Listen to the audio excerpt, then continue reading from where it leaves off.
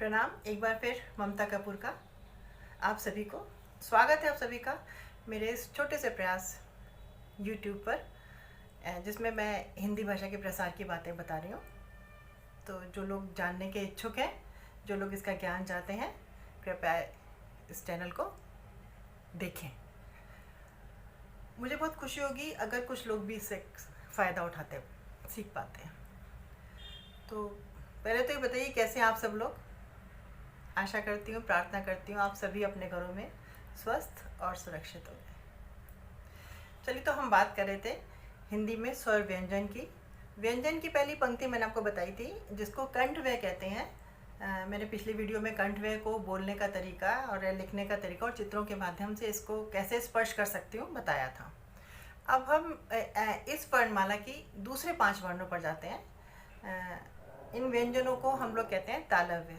तालव्य के बारे में मैं आपको बाद में बताती हूँ। आइए देखें, पहले के चित्रों के माध्यम से समझने की कोशिश करें कि ये सब कैसे लिखे जाते हैं और कैसे, बाद में बताती हूँ आपको कि कैसे बोले जाएंगे। च, छ, ज, झ, ञ। च, छ, ज, झ, ञ। अब हम देखेंगे इन तालव्य वर्णों का रोज़मर्रा की ज़िंदगी में आम वस्तुओं में कैसे इनका प्रयोग किया जाता है। जैसे अभी आप देखिएगा च से चरखा।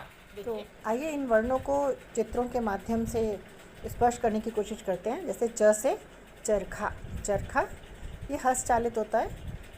ये हस्तचालित मतलब इसको हाथ से चलाया जाता है, इससे सूत काता जाता है और फिर सूत से वस्त्रों का निर्माण होता है। छ से छतरी। हम सभी जानते हैं बारिश के दिनों में इसका प्रयोग करते हैं और कई बार तेज़ धूप से बचने के लिए भी छतरी का प्रयोग किया जाता है। छ से छतरी। ज से जहाज़। जहाज़ समुद्र में या गहरी नदी में इंजन द्वारा चलने वाली बड़ी नाव को कहते हैं। ठीक है, जहाज़ हवाई जहाज़ को भी कहते हैं, लेकिन हवाई जहाज़ क्या होता है, अपने पंखों के द्वारा गति मिलने पर हवा में उड़ जाता है। लेकिन ये ज से जहाज़, ये जो जहाज़ है ये पानी में चलने वाली बड़ी नाव, इसको जहाज़ कहते हैं। ज से जहाज़। झ से झंडा। झंडे को ध्वज और पताका भी कहते हैं। प्रत्येक राष्ट्र का, राज्य का, संप्रदाय का, समाज का अपना अपना झंडा होता है, अपना अपना ध्वज होता है। आहा, ये झंडा तो सबसे प्यारा है, ये भारत का झंडा है, ये हमारा गौरव है। देखिए ना, ये 3 रंग की पट्टियाँ होती हैं इसमें। केसरिया रंग जो है वो हमारे देश की ताकत और साहस को दर्शाता है, और ये सफ़ेद पट्टी के बीच में जो चक्र है, ये धर्म चक्र के साथ शांति का संदेश देता है।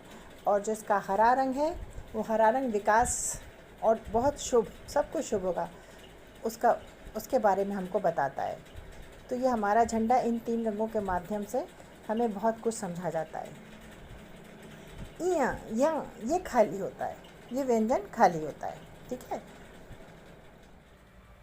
तो अभी हमने वर्णमाला की व्यंजनों की द्वितीय पंक्ति को समझने की कोशिश की। चित्रों के माध्यम से हमने देखा कि ये वर्ण कैसे लिखे जाते हैं।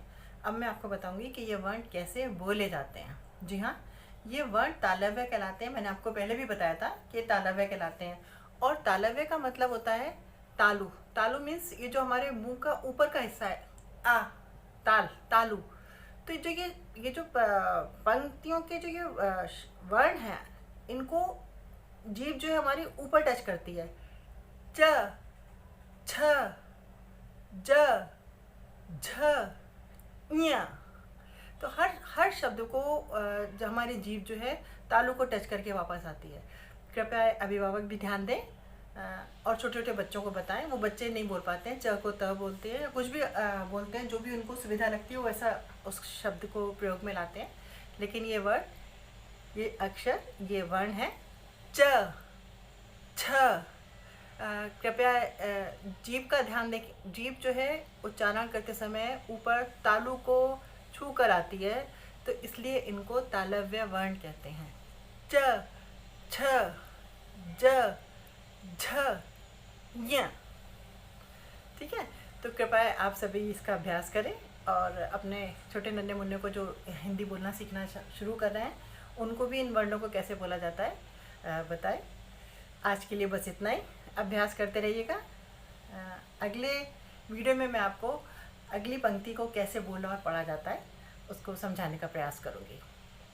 आशा है आपको ये सब समझ में आ रहा है और पसंद भी आ रहा है, और अगर ऐसा है तो कृपया इस चैनल को लाइक, सब्सक्राइब और अपने ढेर सारे दोस्तों के साथ, अपने परिवारजनों के साथ इसको शेयर कीजिए, इसको साझा कीजिए। शुक्रिया, प्रणाम।